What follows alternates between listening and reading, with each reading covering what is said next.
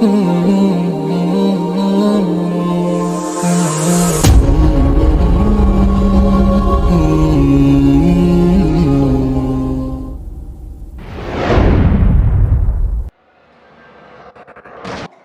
itu adalah dari bangsa jin. Surat apa itu?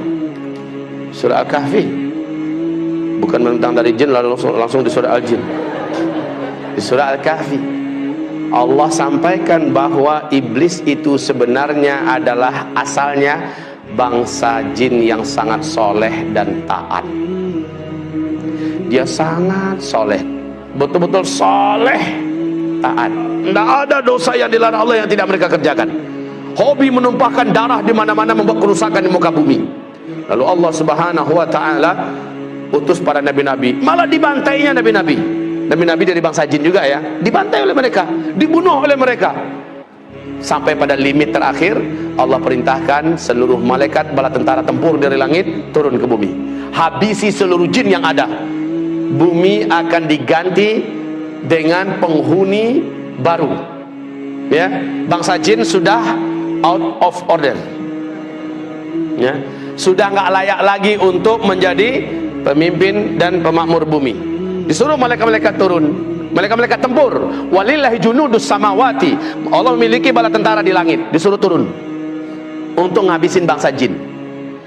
Tahu enggak Bapak Ibu, siapa yang diangkat oleh Allah menjadi panglima perang? Namanya waktu itu belum iblis ya, namanya ketika itu masih Azazil. Ini ada dalam kitab tafsir Al-Hafiz Ibnu Katsir, ya. Namanya saat itu masih bernama Azazil. Jangan kasih nama anaknya Azazil nanti. Lalu turunlah panglima perang ini, yaitu Azazil, dengan memimpin seluruh malaikat-malaikat tempur. Semua bangsa jin yang ada di muka bumi diratakan, dibunuh. Yang dibiarkan hidup oleh Allah adalah yang melarikan diri sembunyi, masuk ke gua-gua, masuk ke hutan, sembunyi di pulau-pulau, dibiarkan oleh Allah, jangan dikejar, biarkan saja mereka tersisa hidup. Nah, ini cikal bakal calon pelanjut bangsa jin ke depan ya.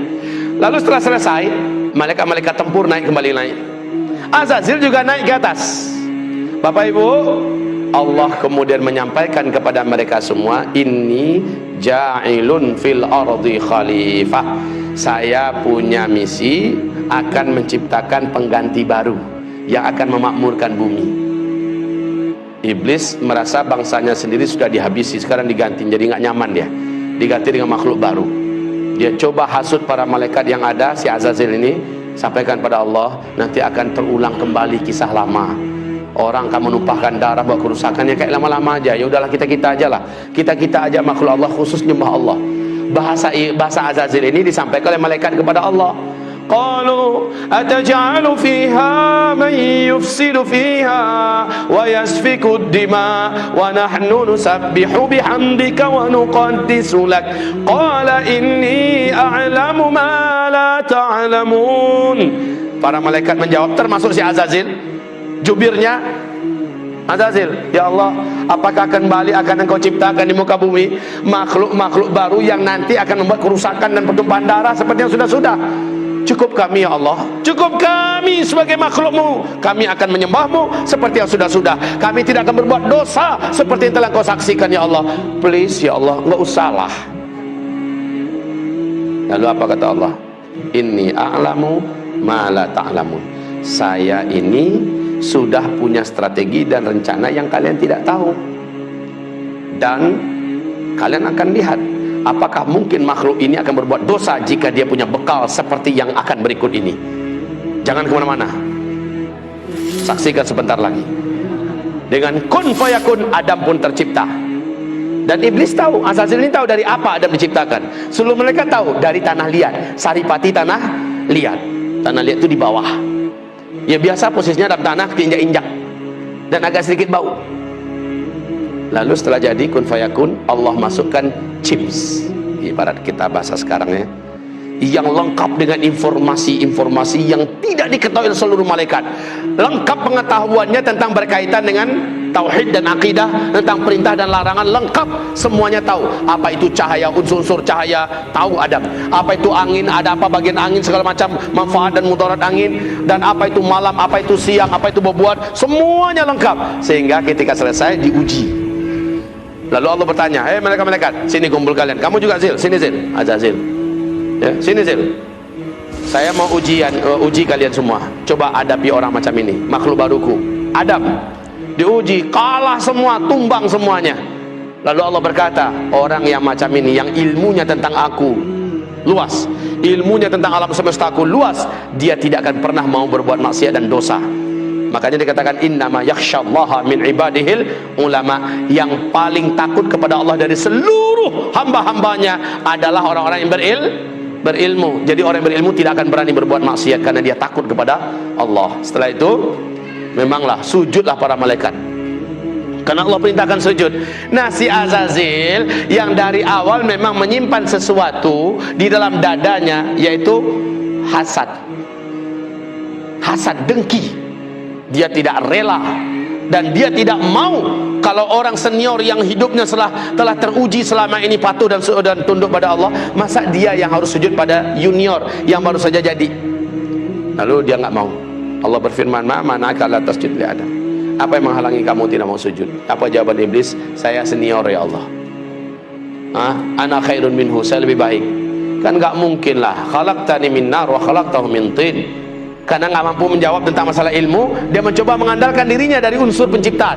Saya kau ciptakan dari tanah, dari api. Api itu terhormat ya Allah. Allah pula mau diajarinya. Api itu letaknya di atas, terhormat, nggak berani orang permainkannya. Dia sangat berwibawa, anggun. Sementara tanah, engkau ciptakan Adam dari tanah liat, hitam, bau, busuk, di bawah lagi keinjak-injak. Masa iya api sujud pada tanah? Sorry ya Allah. Ya, lalu Allah mengatakan, sombong kamu, keluar. Baik, Allah katakan gelar iblis saat itulah, nama kamu sudah diangkat dengan nama baru yang menjijikkan, yaitu iblis. Aba wastakbara wa kana minal kafirin. Jadi kafirlah dia, iblis jadi kafir. Bapak Ibu, iblis kenapa bisa jadi kafir? Kan dia soleh, kan dia taat. Kenapa dia jadi kafir? Awas, hubungkan kajian kita dengan la ilaha illallah loh. Tidak tak? Itu jawabannya. Apakah iblis dibolehkan masuk surga?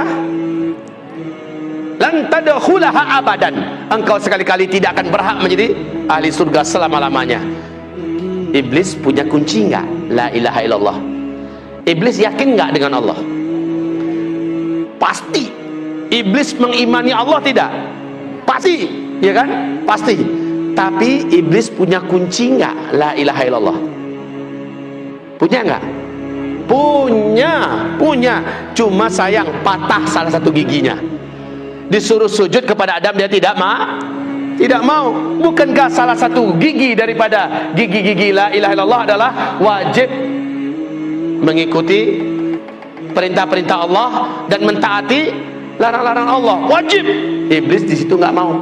Sujud kepada Adam itu nggak mau dia. Satu saja syarat Allah yang ditolaknya menjadikan dia dikatakan Allah kafir. Awas, ini zaman banyak nggak orang menolak ayat Allah. Ini zaman banyak tidak orang menolak syariat Allah. Banyak. Ini zaman banyak tidak ulama-ulama kiai-kiai yang berani-beranian melecehkan, menghina, menyudutkan ayat-ayat Allah. Banyak tidak? Banyak. Nasib orang itu bagaimana menurut Allah? Sama nggak dengan iblis?